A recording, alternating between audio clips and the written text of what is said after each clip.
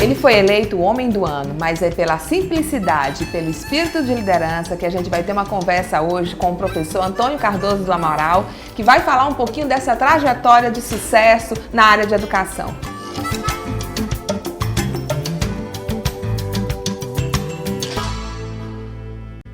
Muito obrigada, professor, por estar aqui conosco no Valor Profissional. É um prazer recebê-lo.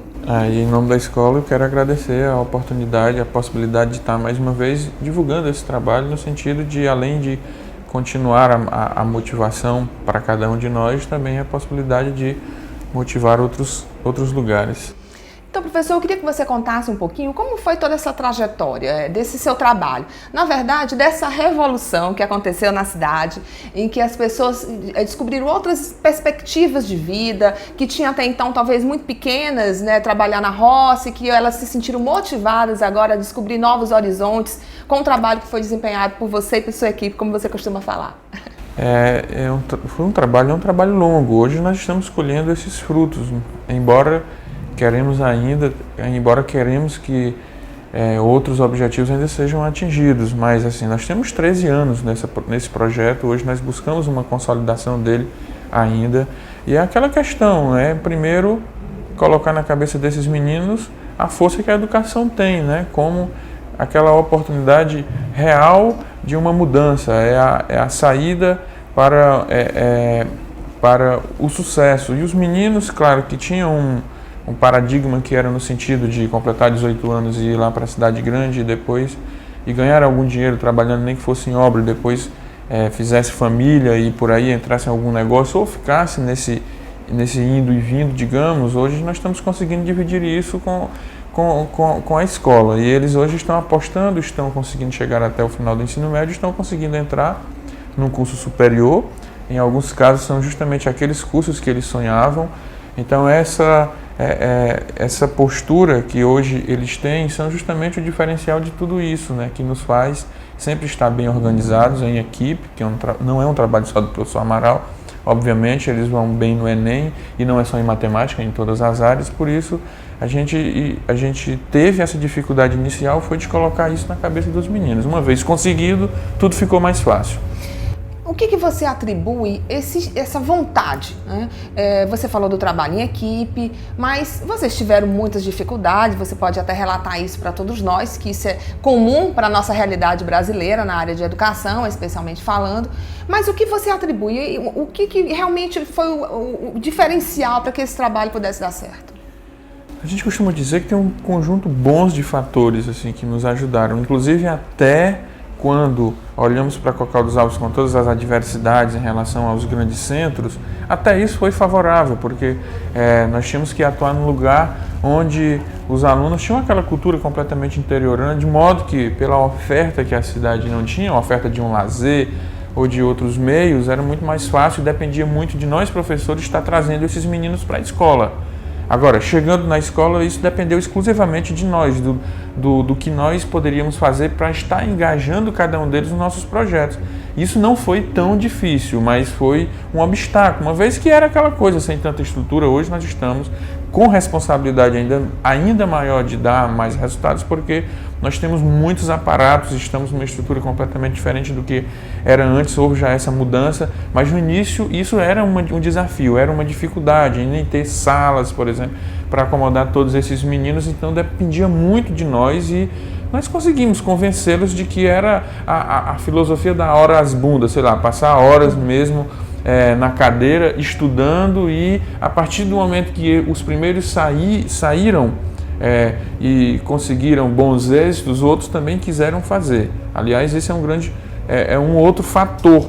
Foi quando o primeiro ganhou a medalha, ou quando o primeiro entrou no curso de psicologia ou de fisioterapia, que era um curso até então concorrido, outros também quiseram, e daí o grupo foi aumentando, e esses meninos são também uma grande motivação. Então é isso que nós temos hoje, é um grupo muito motivado, tanto do lado discente como do lado docente. E pegando do outro lado agora, do lado dos alunos que já foram, que já saíram, que estão estudando, a gente tem exemplos que estão de repercussão nacional, enfim, o que eles contam, como olhando para trás e vendo que começaram lá com todas essas dificuldades, e o que eles veem nesse trabalho que foi feito?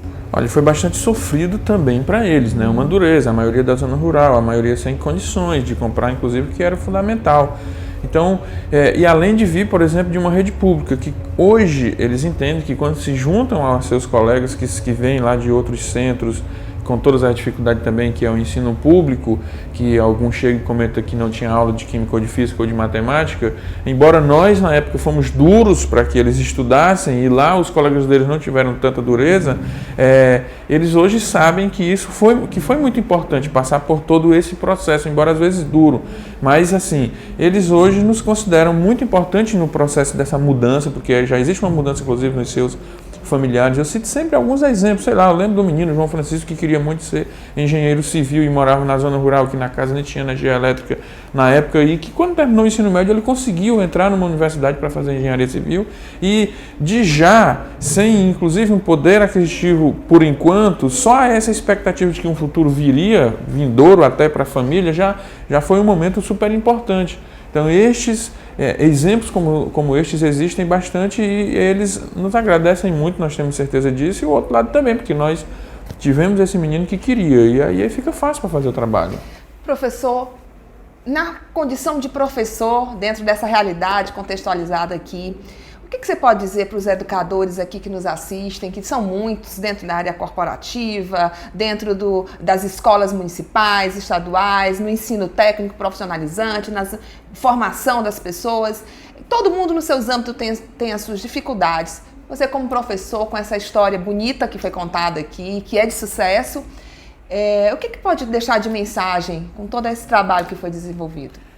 Que não veja a atividade como professor como sendo uma extensão da sua casa, mas que viva isso. Afinal, você escolheu ser professor, parabéns. Entenda que você está com uma missão agora, no momento. Você não tem qualquer emprego, você é professor, você é responsável por uma mudança no seu lugar, na sua escola, na família de um monte de gente.